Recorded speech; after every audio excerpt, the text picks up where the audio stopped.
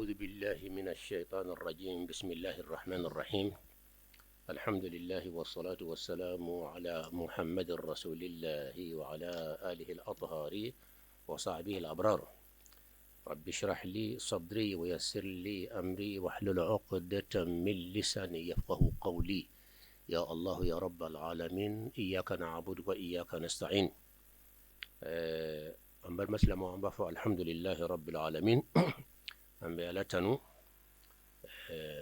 وجل من الدمنا أيوة سببو دي بالا أبيكوني علاقة جمسو دو بينو كاتو يكو مستان كلوبري أليدني راديو ديريكتور ينيون فامو كابا في سونغارو يرى دونغودو أنغانا دوفو سلاميالا سلاميوي akili jona musaka bela jele alaka nyon na uchaya aywa anga nyon soro yan kunde bala o kundo de ni alaka sara ya ba kana fulo min ya rabbi alaka nubli o na fulen double kata fa kana nakasi aka jiri fo kata siyasa ba kana nakasi donc on bayina alla fa fona wajuru be ke tem nunka ka ke temu yemunu min na faye alako fadhakkir in nafa'ati dhikra aka ke nafa wajuli kana ke karsaw aw donata aw borata nyon la gosi ki yere yele toka ki kalon yira toka ala kana koye aka ken na faye min be islame bela jelema ya rabbi ala ka koye bi kuma be fendama kan no de sunyere folo munna ala e sunyere ke wajibi ya mada wajibi ya kan amada wajibi ya ma atlala ka ke islamiya ire kloma udoye kloma samana wala kloma nan ayaka odoye munna ala yoke o koro ye wajibi do akake silame miliyar aniko abeka kan kasun ala ye ka ta fayri fo ka ta tlibin kire je idenya ko bela no e dumuni fanfela ye ani nyefela sago keliye allah ta'ala kam sun yira koro de ninye allah ta'ala ba lon fen flabe o kadi harama denye katimi fen chamanka akono bara sago dungo da bitana fulo nyino de kama anyefela sago dunga tabe na fulo nyino kama kafuruke donc nyefela sago ani kono bara sago nimfla ala bafe kan jarabide ko toy ale kama na ya sura anka ala ko tinyaye anko toy ale ala kama sunna ni ye ninde fen kana dun korobana kono abada fen kana do kono bara kono abada akara aduna tlo de fesawo aduna nunde fewo aduna dade fewo feyere de kana se kono bara kono amada kuma te femi yere se ka be balo placita o foi de kana ke ina fo jima fen wala sisima fen donc na kara la ko lonye sisi to la kuma kan no doni mais sisima fen be se ka komi ka bla balo no la fen be o chugola ka betui sunkaro tle fe fo ka ta tle bi ka ta fajiri la sunkaro الله تعالى يا واجبيا نكا كما كاني على شهر رمضان الذي أنزل فيه القرآن هدى للناس وبينات من الهدى والفرقان فمن شهد منكم الشهر فليصمه كوكاسندي فمن شهد منكم الشهر فليصمه ومن كان مريضا أو على سفر فعدة من أيام أخر يريد الله بكم اليسر ولا يريد بكم العسر ولتكملوا العدة ولتكبروا الله على ما هداكم ولعلكم تشكرون صدق الله العظيم نيالك كما كان سنكرو أكو شهر رمضان سنكرو كرو الذي كروي أنزل فيه القرآن قرآن جينا كرو من كونو وبمنيرا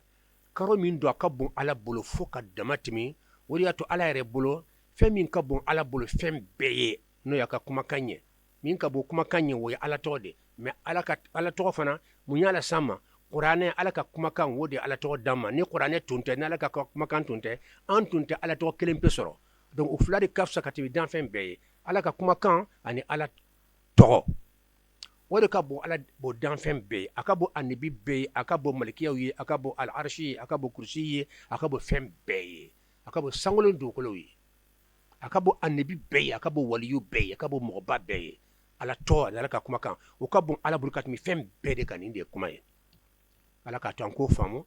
famu ye jumanye ambenya si ala to la ambenya si qur'ane karana ikashi baby yesi ala tola katoka dhikuru ke soma ni ura wadhkurullaha udhkurullaha bukratan wa asila koka ali ala wulena toyi anaka kuma kanye soma ani ura kana dabla hali sufela ufe sufela ya barajika bukati babeka wa inna qur'ana al-fajri kana mashhuda huka qur'ane kara sufi yan fa kata fajri yan fa sufi yan fa fajri yan fa kana mashhuda ko malkiyaw de be no sire ya be mi fo ba bele me fo kata ba o ifembay qur'ane kara mi malkiyaw be jinga ilame ibe karanna ibe kankala kuma nyo qur'ane kara ya kunye jumanye qur'ane karan ko do ko mba fe ka kuma ala fe sisa c'est à dire ni ba fe ka nyina me ko samba fe ka ta kuma ala fe ni ala ka kuma nyo fe e ka ta qur'ane dale bani ika kuma ala fe ala be kumi fe ere fana kan kala jabi chumina nako ika sujudu ko romina ebe sujudu ke nako ninke iba ngani yani ala ne ala ton mana to itala nako ninke iba fomba to itala nako nintoi kuna mbeni fana to e ala kama iba ala kuma nyonya ala be kuma ni fe ere fana be kan kala jabi ni qur'ane karanye ay fonde me ko qur'ane karan nafama me o kasro ibe mi fola iba korolo me ne ta korolo o kuma gele yara donc qur'ane karani chugo fla de bala chogo kelen be fika korolon no tate nafake we jumanye ni bi na kuma mo fe ka mo waju ni bi na fo mo ma ala ko ay nin to ay nin ke ebe min fo qur'an ay ala faka so ibo korolon ebe tla ko korofo mo ye u ka kanna wasa u fona ka famu wasa u ki préparer abara kama mais ni be sali kon ono te kelenya abada sali te wajuliye sali te kebe tuma ala fe ka fo ninke nin toy ay ni be wajul le ke jama chela wala be na kuma radio la ina fan flamin ke la ninye e be min fo la fi ka korolon et puis be korande fana tradi uye wasa o ka lo ka fo yemi fo korode ninye wasa o ka bara mo be baraka ni fende na ya lo yemi fo aba fi ka fen aka fendo toy femi ne ka toy aka soro na soro o ba ya fo chokola o ba ko lo choko menna meni qur'ane ni sali konna dondo ni fula de be nyami mo ala ni sali konna do tradition ma nyini fey ka hali ka korolon anyine mbi fe chodo lanto de wajibite ala ka qur'ana dron kara ka fo bismillahir rahmanir rahim alhamdulillahi rabbil alamin arrahmanir rahim maliki yawmiddin ita korolon fo kataba qul huwallahu ahad allahu samad لم يلد ولم يولد ولم يكن له كفوا أحد إبا كريتا كرولون أبدا مونا أبدا parce que a karanto ibable kuna ala ika kuma kan de ninye dan fe manin fo sangolo ma fo dokolo ma fo ninye ala yere mi sangolo dokolo de ika kuma kan de ninye oto ika kuma kan ni mode kramba korlon ta korlon mba karani ngane mi wode ye kan yere sodo e ala la kuma yin fo ba amben kulla kan kan sodo ala la ka ala ka nyenyini kan sodo ala la ka ala ka nyenyini ka ala batu nare ka kuma kanye iba korlon ita korlon wo baraji bala ani wajul tekele ni wajul lo fika korola wajibila katla kala se mo ma korola wajuli tuma ani sali tuma a flat tekele nya abada na nya kamera bo ma do ba kuna ka be kele nya o be nane fo nyo ya chamani o me mo be qur'ane kra sali kono aba korolondo mimba korolon o baraji ka bo donye pun e min ta korolon a baraji ka bo katimi etaka pun hala o to suma nyona mo mba karatma mi aba korolon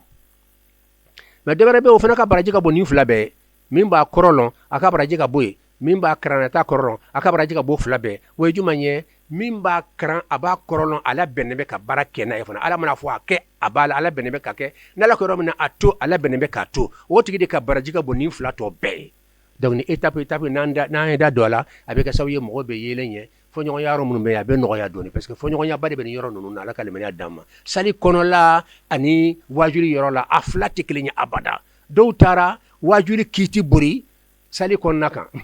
wala do tara sali kiti konna buri wajuli konna kan a flati kelenya a filiti ban fana ni ya fla bo nyona mo ko sera filima mais na fla ma bo nyona filiti ba mangante ba ala kan bela jeren kanda ni nye sun kundo de no fali yasumhu ala ko ni mo mi nyaay faman shahida minkum ash-shahra ni ma mi nye karoyi ni yoro na be beken kelen ni mama ay faman shahida minkum ash-shahra ni mo mi karoye ni yafle ci ko dole ba fa ba beken kelen ni ma non akayi dron ni doko ka yaye sere kilo la ka bandron fo ka hawye mi famu o koro o ko ka yera yayi idala be ma min na no ko ya kum e yayi faman shahida minkum ash-shahra nimin yakaro ya aula falyasumhu akayam akasu wajibi de ni aska sundi karo ndi kasu aka liman ya dambela jelema ninde ye ala ye qur'an aya min jigi sunkaro la sunkaro fle kana ni yetan fere karo tetti maka akabo alabulo karo be karo shitei min ka bon alabulo katemi sunkaro ka munna wodi ato min ka bo abulo fembe noy aka kuma kan noy qur'ane ala to be qur'ane min kono qur'ane de ka bo alabulo dan fembe akabo annabi be foite na mambu yate ni kuma baye wakora akabo hali alakra muhammad yewa akabo isa yewa akabo muhammad ibrahim akabo halu tusma alak nunu shibe kede ka jonya ke qur'ane alakra ya shibe kede ka qur'ane kara ka sujudu ke ki majigi ala qur'ane ala di ala jati teme ala di dun idafa yorola ala ya dembe kana yerema ala ko qur'ane kono لو أنزلنا هذا القرآن على جبل لرأيته خاشعا متصدعا من خشية الله أكو آية بلكنا قل لئن اجتمعت الإنس والجن على أن يأتوا بمثل هذا القرآن لا يأتون بمثله ولو كان بعضهم لبعض ظاهرا دونك القرآن كبدان فين بدي على بلو هل نجينا كروكا باتي akabo annabi beye akabo alwaliyu beye akabo malkiya beye akabo danfen beye ni femba de muna bu nyana danfen beye parce que ale dambelen do kata ala dema ale dambelen do kata Allah ta'ala dema donc ala ya bunya de be laka muna parce que ni te kuma o yin nagashi de ye masawo masana seka kuma eki ya ala seka kuma ebseka mo waju ebseka fo mo ma churi ka batu ebseka chiro nchi chugodi ebseka kitabu jigi chugudi ala min tise ka kuma woy nagasi do ala la wodi ato qur'ane be ala ya soro yande parce que nati ala min te kuma ala nagasi lendu batu masa fe nati se ka kuma o batu masa nagasi fen se ka kuma woy nagasi de parce que ne be kuma ka annebu fe aka soro be se ka kuma de ne be ka nyini fanye fo annebu ye ayta fo nka jonye ku ka ton tala ne de uti ala ye u ka ton tala u kan tana utoyeno aka soro be se ka kuma de me masa min se ka kuma bobodon nagasi don ola donc kuma tara do ala ya soro de nati ala la dora be ken nagashire donc aduna ala ya kono yan ni nya doy mudafun ila allah kalamullah mudafun ila allah atese ka nya de nagashide do ay ko mi sifatu to sifatu ye jumanye ala ka fokale de sami'u ye ale de basiru ye ale de hayyu ye ale de qayyum ye ale de ya to ka cha o to nuyo bo ala la dron avec nagashide batu masala mas exemple ala ka batu meli masade abi fembe me kasoro tlo anga tlo nyon tala kana fo mi nyon bana ko nyon be ala abada o masa min tseka meli ke dun we masa tlo grendi moni kra tlo grenye ka ban fembe fo juguman ay tametuguni ubi fa ne ki bane ni ka nebu ne ka kuma jugu be fika dinema ani ka nebu ma ani yerema tlo grendi tame donc meli baliya yin nagashidi nati ala la dron nagashidi nati batu masala nagashidi do donc meli ala ya dodi parce que ya ka sifatu dodi nati ala dron avec un nagashidi o yeli bo chogola al basir ala kale basir sami'an basira kale be yeli ka be melike muna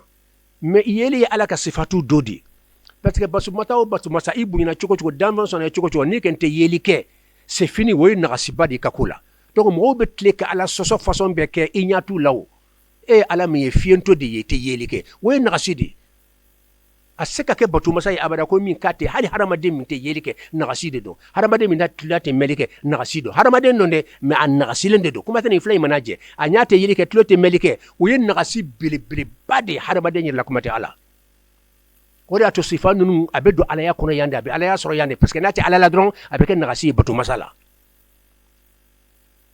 donc nani ni famu ni tawhidu yorowi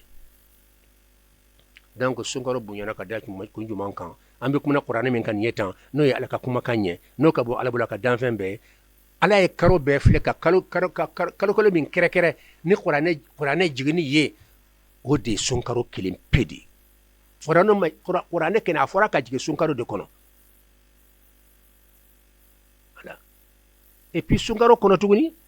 katla tuguni sungaro fana wati jumanka boko sobe wo yusufelaw de o suye wotuma qur'an inna anzalnahu fi lailatin mubaraka shahru ramadana alladhi unzila fihi alquran sunkaro kalde karoye qur'an jigna karo min kono o qur'an ma jigi karo to kono jigna sunkaro de kono pourquoi parce que relation de be qur'an ani sunkaro che wodi atuna tun sira ala kara be qur'an kran doublé de ka chaya fo kata sunkaro ban aba kara wati bede me sunkaro mana che aba chaya kasa danna donc relation de be qur'an ani sunkaro che katla tuguni qur'an jigna sunkaro kono mama jigi tilefe a jigina sufila dila otuma sufila ni tilefila juma de kafsa a o ya dama kuma yi sufila ni tilefila juma de kafsa o ya dama kuma bai nkeni be min long ala keni ka duwa jabi famba be abe qur'an jigi wati min kono ka waliya di waliyuma ala ka sonni famba be a famba be akwa be ke du sufede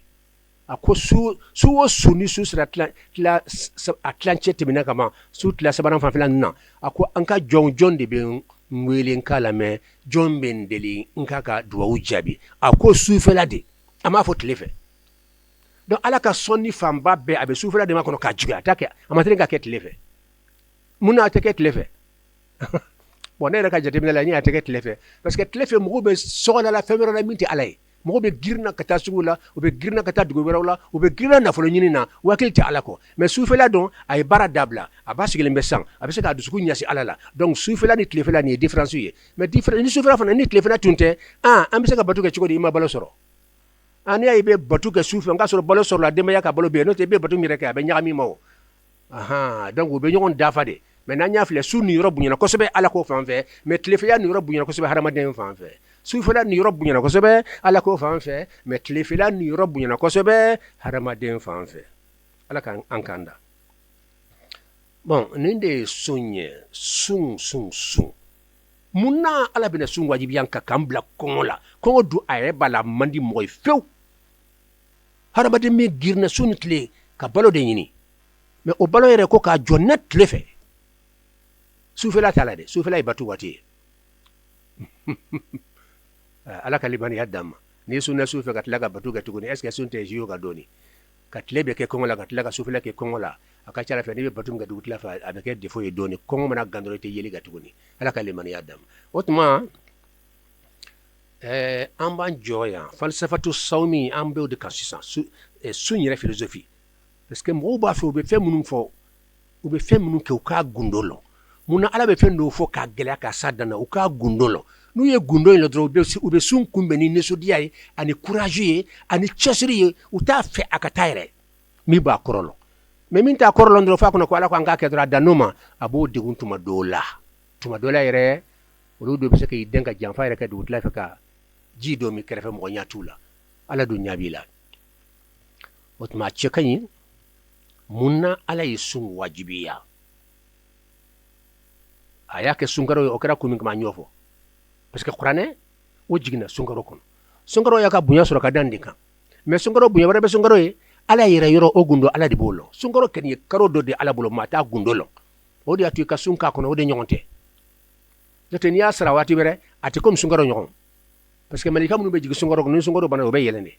nema chama be jigi sungaro kelimpi kama ni sungaro bana dron o fembe jo donc ni ye wati bere fenga dron o wati be dan nka ni yake wati bere la be farala wuli kabika nyangi min kan kala ka kima sun abo wuli kabika o fana fen bay ki kisi abi e pi betla ka baraji be le soro mate sungaro tade bo ate sungaro tabo munna allah taala yesun wajibiya falsafatu sawm pour ka sungaro yire ka tente ka tafu jukur lala fo ka ta eywa relation juman de be haramaden yire ni sunche est-ce que nafa do de be sunna wa mo be nafa be nekene ka wodi ka dumuni ke ikono bara be fa ibe lafiya ibe nusudiya mais ka ko blayla o nafa chamanto le nafa juman de bola nafa bele min bola o de sunye de ka ala ire la degi folo parce que ala ka mankutu do be an kan kala degula abi fama sifatullahi aljamaliyya sifatullahi الجمالية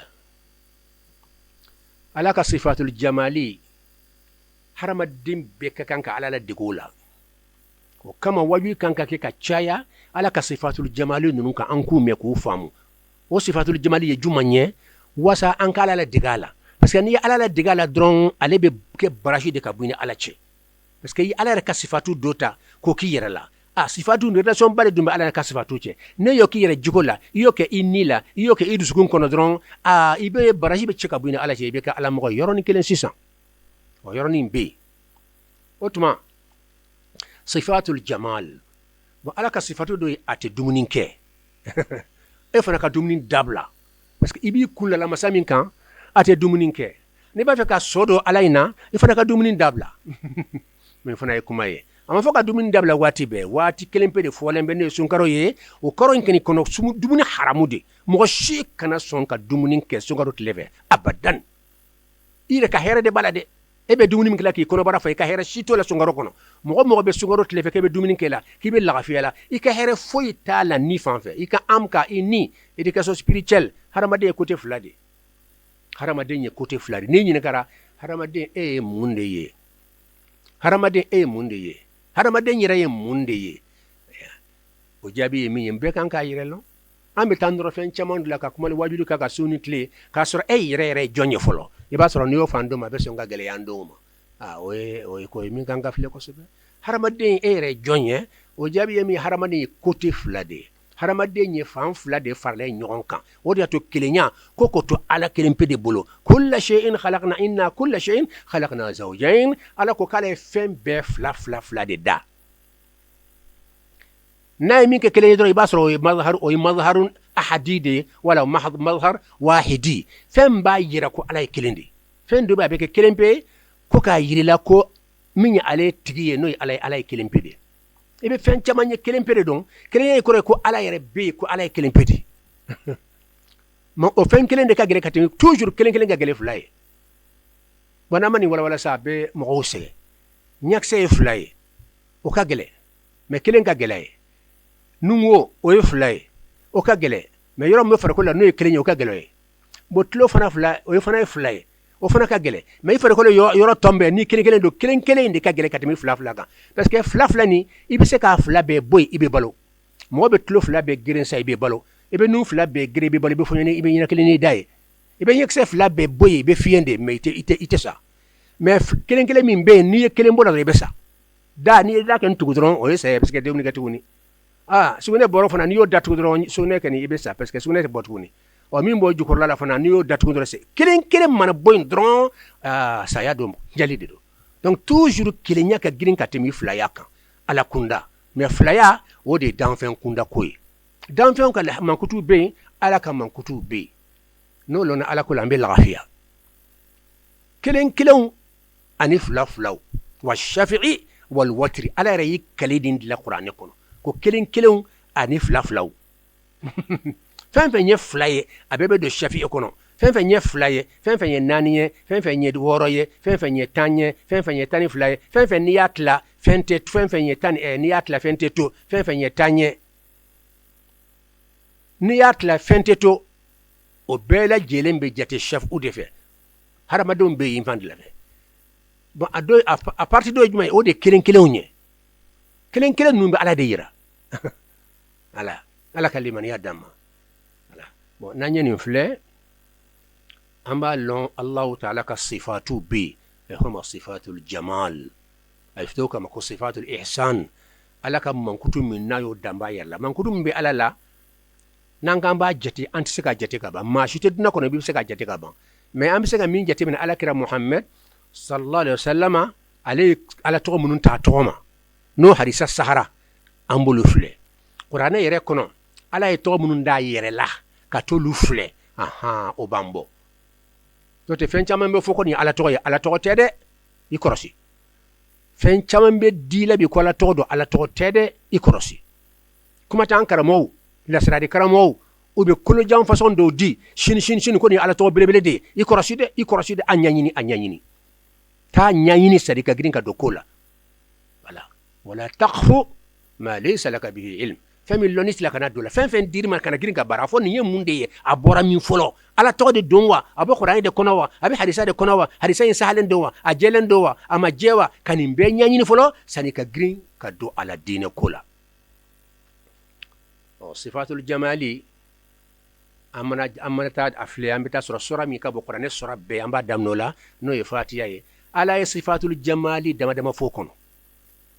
am se ka flata la ala ko bismillahi rahmanir rahim alhamdulillahi rabbil alamin arrahmanir rahim amban joya bi we point araw ba ko nuqta ani recherche min kala ودي سرمان يكو باطنية نقطة باء البسملة المطلسمة باطنية نقطة باء البسملة المطلسمة ويبسم الله بوين الباء البداية دمنا لي بوين دمنا لي نقطة دوبسة كان كاليك منافرة مكو دمنا لي ويا سكريدي بوين ودمنا لي سكريدي ala yɛrɛ ka dali damna a fɔlɔfɔlɔ a bɛ se ka fɔ ma point wa point de bɛ yɛlɛma ka laban ka kɛ fɛn tɔw ye tuma caman b'o de kan ne yɛrɛ fana b'o de kan fɛn dɔ de bɛ dilan k'o yɛlɛma ka kɛ tɔw ye point de bɛ dilan ka yɛlɛma ka kɛ tɔw ye donc début ye point de a kɛra français ye o a kɛra anglais ye o a kɛra arabe ye o a kɛra langue ye n'i ye lakrɛ ta tableau la n'i b'a fɛ ka a sɛbɛn i bɛ point de kelen point de fɔlɔ sɛbɛn fɔlɔ k'a saba k'a kɛ a ye donc début ye point de n'i b'a fɛ ka b sɛbɛn i bɛ point de fɔlɔ gosi tableau kan ka sɔrɔ ka sama ka kɛ b ye début de point de ye point de début ye point de fɔlɔfɔlɔniya bɛ point de bolo bon nin ye ala lɔn kumaba dɔw ye min b'a to ayiwa an bɛ taa waliyu ka yɔrɔ dɔw cogoba dɔɔni parce que waliyu ye ɲɔgɔn sɔsɔ yan kosɛbɛ dɔw ko point bɛ ala ka danfɛn fɔlɔfɔlɔ de yira dɔw ko ayi point bɛ ala yɛrɛ de yira mais n'an y'a fila kuma fila bɛɛ ye tiɲɛ de mais a ma walawala de mais n'a walawala fila bɛɛ bɛ faamu ala point o ye ala ka danfɛn fɔlɔfɔlɔ de ye o kɔrɔ ye ala tɛ a tɛ ala yɛrɛ jate yira mais a bɛ ala yɛrɛ cogo di k'a yira k'a fɔ nin point nin se k'a yɛrɛ bɔ a yɛrɛ point tɛ se ka kɛ tableau kan abada fo dɔ de k'a bila ye n'i ye biki ye sɛbɛnni na sisan big belebeleba dɔ mana bɔ sankolo la sisan i mana big belebeleba dɔ ka taa fo sankolo kɔnɔ big bɛ kan ka sɛbɛnni kɛ papier dɔ kan an bɛɛ b'a fɔ big filɛ sɛbɛnni kɛ la k'a sɔrɔ hakika mɔgɔw fɛ non big tɛ sɛbɛnni kɛ la dɛ big bɛ min bolo n'a bɛ kan ka sɛbɛnni kɛ o de bɛ kan sɛbɛnni kɛ a bɛ komi hadamaden n'i y'a big b'a bolo sisan an b'a fɔ big de sɛbɛnni kɛ kɛnɛ kan filɛ nin ye big de filɛ ka sɛbɛnni kɛ mais kɛnɛ kan hakika la big tɛ mais kɛnɛ kan big de don ale de ye sɛbɛnni yɛrɛ kɛ koyi mais hakika la big tɛ fewu big bɛ min bolo de o de ye sɛbɛnni kɛ o de y'a to farajɛw bɛ fɛn fɛn kɛ la arabu bɛ fɛn fɛn kɛ la hadamaden bɛ fɛn fɛn kɛ la diinɛkɔrɔ kabako la a kɛra ka nɛgɛw la kumaw a kɛra ka étage jɔ a kɛra ka dugubaw kɛ ka dugukolo fan bɛɛ fa k'a masiri dugu belebele cɛɲu étage baw b'a kɔnɔ sira cɛɲu b'a kɔnɔ kuran bɛ fan bɛɛ fɛ fɛn fɛn ni hadamaden ɲa kɛ dugukolo kɔ kan a bɛɛ ala nɔ de a kelen pe hakika fan fɛ mais anw y'a ka biku de hadamaden ye ala ka biki de hadamaden ye ala ka aya de hadamaden a fɛn b'a la ko kɛr dusukun o de ye ala ka baraka minan ye dusukun alqalbu o de ye ala ka baraka minan ye bon hakili fana n'o ye esprit ye o fana ye dusukun ka baraka minan ye n'an ko dusukun an bɛ ni de ma an bɛ am de ma relation ba de bɛ am ni ani dusukun cɛ donc esprit min filɛ nin ye farajɛw ko ale de bɛ ko bɛɛ kɛ la ayi an ma sɔn o ma kuranɛ ma sɔn o ma أفلم يسيروا في الأرض فتكون لهم قلوب يعقلون بها نكوما تاما على كدوكولين كوكا كيالا كتا جمنا وكاندوا وسونا دوكولو ونا حكلي الصرا ونا دسكون صرا من بحكلي كباركة ياي وكتاما تاما يمدني منيه ونا دسكون صرا أني سوغي دو سوغي مامبيلاو دون أتي سوغي ما أتي سوغي ما سوغي مامبيلا أتوما ibe tama de ka taa don ala ka mɔgɔ baw kan ka don waliyu baw kan ka taa karayɔrɔ baw la ka dina filɛ ka karan ka lamɛnli kɛ o tuma limaniya mana sɔrɔ limaniya mana sɔrɔ o de ye dusukun ye lumière min bɛna kɛ dusukun kɔnɔ de o de ye limaniya nɔrɔ ye o de tɔgɔ ye ko dusukun kɔnɔ lumière min bɛ yen n'o tɔgɔ ye ko limaniya nɔrɔ lumière min bɛ yen nɔrɔ min bɛ yen de ala fɛ o de ye dusukun ye ala lɔnna baw fana fɛ o de ye dusukun ye sogo in tɛ mun na ka da nin kuranɛ aya kan أفلم يسيروا في الأرض منهم تاما دوكلو كوكان تاما بني بتايبي على كمغبا تشامان دي يبتا مغبا تشامان نمي دسكون تون سالم بي دسكون بنينا مايا لمن يبدو دسكوننا نور بدو دسكوننا نور من دو كيكو دسكون كون او نور اندي ودو تويكو القلب الحقيقي ما كان سوغو اندي دسكون ني تال دكتور في اولو بافكو سوغو اندي دو min filɛ numan yan fan fɛ parce que dusukun a tɛ kini yan fan fɛ a bɛ numan yan fan de fɛ numan yan fan in fana kɔrɔ de b'o la parce que dusukun korilen de don fɛn min korilen bɛ n'i b'a fɛ ka munumunu a la i bɛ munumunu a la numan yan fan de fɛ nin kuma kɔni ka gɛlɛn ala ka limaniya dɛmɛ fɛn ka exemple caman di walasa ka faamuya exemple alikaabaso la n'i b'a fɛ ka munumunu alikaabaso la i bɛ taa ni kɛrɛ fan fɛ de parce que dusukun bɛ taa numan yan fan de fɛ donc i bɛ taa ni numan yan fan de fɛ ka munumunu alikaabaso la walasa i dusukun ka ɲɛsin ka taa alikaabaso la donc numan yan fan nin yɔrɔ la ale de ye secret ye kini yan fan tɛ bon bɛɛ dun b'a dɔn kini yan fan de ka girin ka tɛmɛ numan yan fan fɛ mais nin yɔrɔ in na numan yan fan de ka girin munumunu ni yɔrɔ la daira fan fɛ cercle fan fɛ cercle fan fɛ kɛr fan fɛ kutubu fan fɛ markaz fan fɛ centre fan fɛ cercle fan fɛ cercle milieu o ye centre o y'a centre ye o ye qalbu ye o ye kutubu ye bon n'an taara o fan fɛ dɔrɔn dusukun bɛ na numanyan fan de fɛ sogo in docteur b'o de lɔ an delila ka docteur ba dɔ ɲini ka hôpital directeur ba de dɔn an ko aw bɛ mun de la dusukun na a ka baara ye mun de ye aw ye mun kara la aw ka karayɔrɔbaw la farajɛ jamanaw ka ɲɛ a ko an ye min kara la o de ye dusukun ale ka baara de ye ka jeli kɛnɛ siri ka taa farikolo fan bɛɛ ka taa kun na fo sen jeli b'a yɔrɔ bɛɛ jeli in sinbilen tɛ koyi a kɛnɛ de don donc dusukun de ka baara ye dusukun in kɔnɔna la kalaya dɔ de bɛ yen o de bɛ jeli olu t'o lɔn de o mu kuma kan ale ko dɔrɔn ko dusukun ka baara ye min ye ko ka jeli circuler ka taa farikolo fan bɛɛ fɛ a kɛnɛ wasa mouvement ka se ka kɛ mɔgɔ ka se k'i lamaga ni jeli in senbira dɔrɔn hadamaden de salen to filɛ a lari de filɛ ka sa nin ye tan i bɛ taa sɔrɔ a fari bɛɛ sumayara tɔlɛ sumaya de saya tagamasere ye kalaya ye ɲɛnamaya tagamasere ye kalaya de o de bɛ ɲɛnamaya yira sumaya tɔlɛ o de bɛ saya yira n'i taara mɔgɔ ka nin filɛ su filɛ n'i y'a sɔrɔ a ka kala kana aw kana suren fɔlɔ dɛ aw kana suren a y'a mɛn kɔnɔ aw k'a to k'a makɔnɔ dɔɔni mɛ n'aw y'a sɔrɔ a fari bɛ sumalen tɔlɛ o kɔrɔ ye o ye saya tagamasere ye mun na kalaya mun na sumaya mun na in de bɛ ko la koyi fo ka mun na de tugu karamɔgɔw la i ye min fɔ pourquoi fɛn fɔ a n'a cause fɛn fɔ a n'a kun wajuli kɔnɔ yɔrɔ bɛɛ bɛ lafiya mɛ ka kuma fɔ ka tɛmɛ i m'a kun fɔ mankan bɛ caw de la mɔgɔ bɛ ban mɛ n'i y'a kun fɔ n'u convaincra mankan bɛ jɔya wajulikɛla min bɛ prévu fɔ waati bɛɛ walahi mɔgɔw mako b'o la bi fo ka dama tɛmɛ ala k'an bɛɛ lajɛlen dɛmɛ kalaya pourquoi sumaya mun na voilà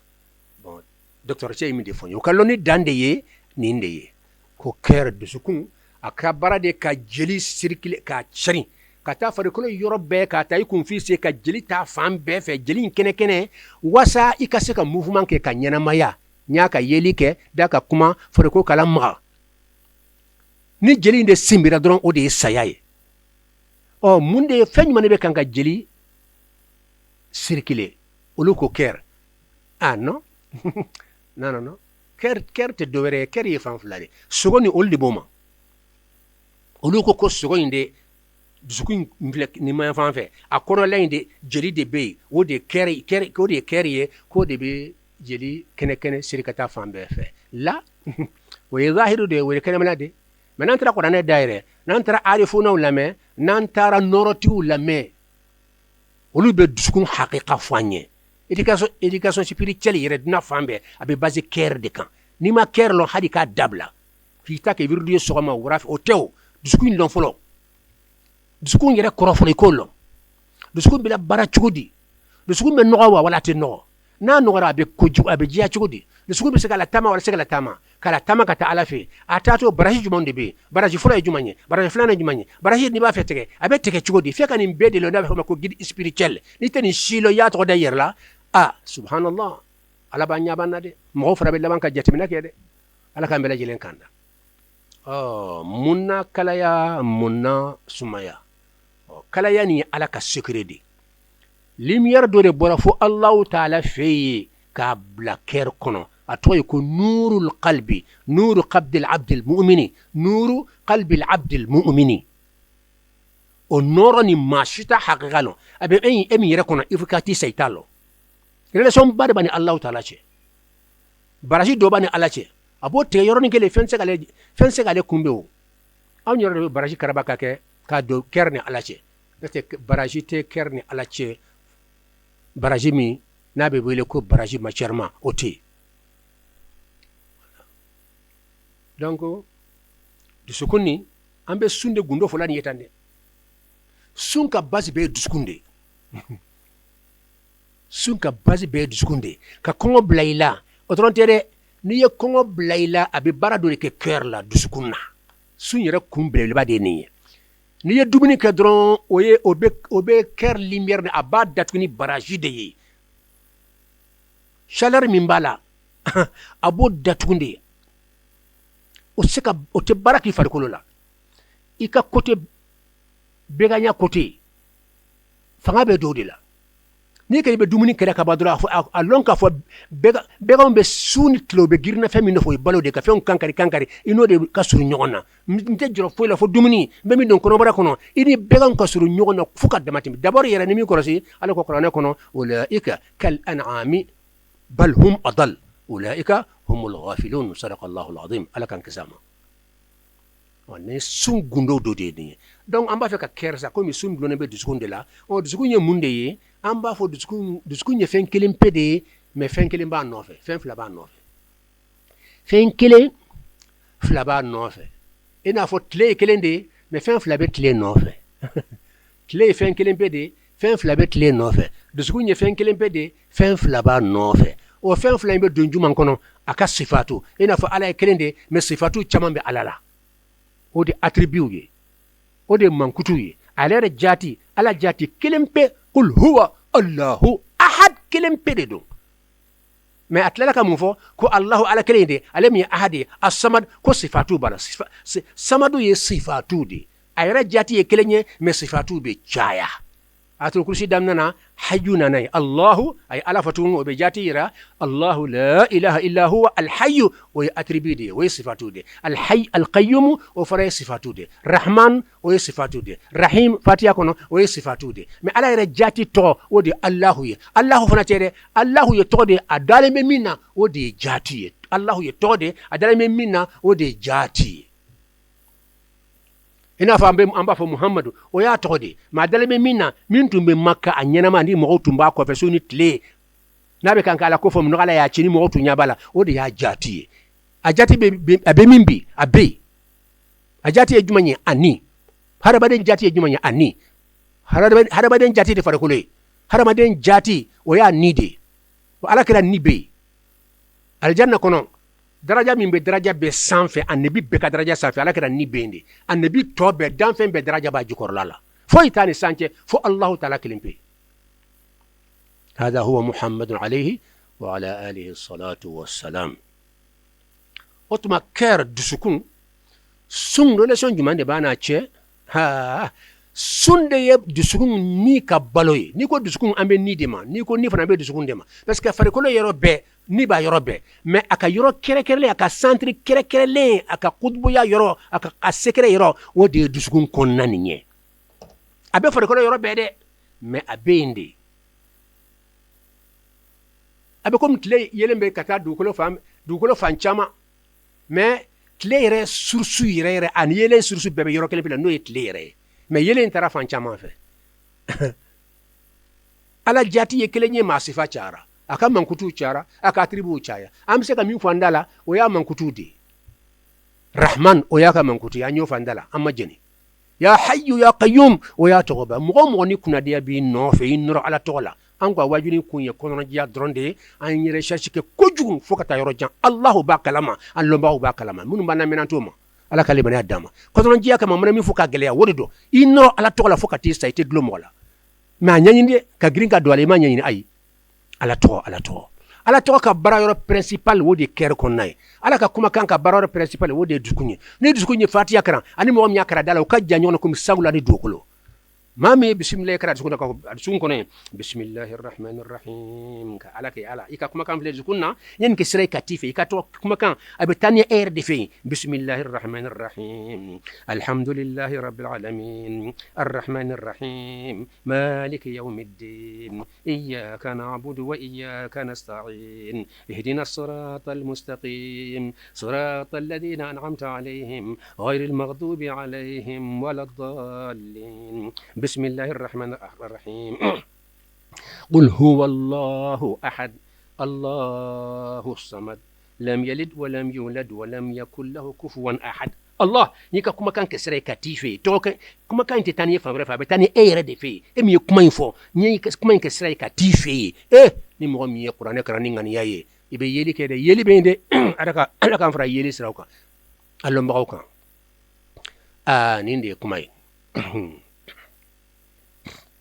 alhamdulillah ni shi wajibi folo ni yo banne ambe sigama na mina fulana damna wajulin ku ambe sigama tuni allahumma salli ala muhammadin wa sallim